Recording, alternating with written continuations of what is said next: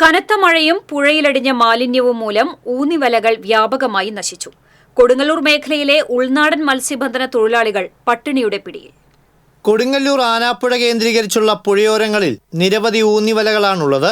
ചിങ്ങം 1 മുതൽ കർക്കിടകം 31 വരെയുള്ള സീസണിലാണ് ഊന്നിവല തൊഴിലാളികളുടെ പ്രതീക്ഷ. എന്നാൽ കഴിഞ്ഞ ദിവസങ്ങളിലുണ്ടായ ശക്തമായ മഴയിൽ പ്രദേശത്തെ ഒട്ടുമിക്ക ഊന്നിവലകളും പാടെ നശിച്ചു.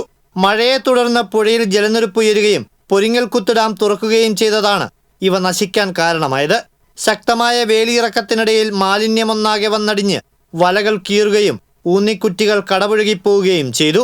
പുതിയ വലയും കുറ്റിയും സ്ഥാപിക്കുന്നതിന് 50,000-ഓളം രൂപ ചിലവ് വരുമെന്ന് തൊഴിലാളികൾ പറയുന്നു. ലക്ഷക്കണക്കിന് രൂപ മുതൽ നമ്മൾ ഊന്നിയായാലും മറ്റു കൂട് കൃഷിയും എല്ലാം ഇറക്കി ചെയ്യുന്നത്. അതിപ്പോൾ ഈ സീസൺ തന്നെ സാറുമാരാക്കി എല്ലാം കംപ്ലീറ്റ് വലയും കീറി അവരുടെ തൊഴിലുപകരണങ്ങളെല്ലാം നശിച്ച് ഊന്നി എല്ലാം നഷ്ടപ്പെട്ട് അവർ പട്ടിണിയിലേക്ക് പോകുന്നു. ഇനിയെങ്കിലും സർക്കാർ മത്സ്യത്തൊഴിലാളികളുടെ നേരെ കണ്ണു തുറന്നില്ലെങ്കിൽ മത്സ്യത്തൊഴിലാളികളുടെ അവസ്ഥ വളരെ പരിതാപകരം, അല്ലെങ്കിൽ പട്ടിണിയിലേക്ക് പോകുന്നു. ഇത്തരത്തിൽ നിരവധി വലകളാണ് ഓരോ തൊഴിലാളിക്കും നഷ്ടമായത്.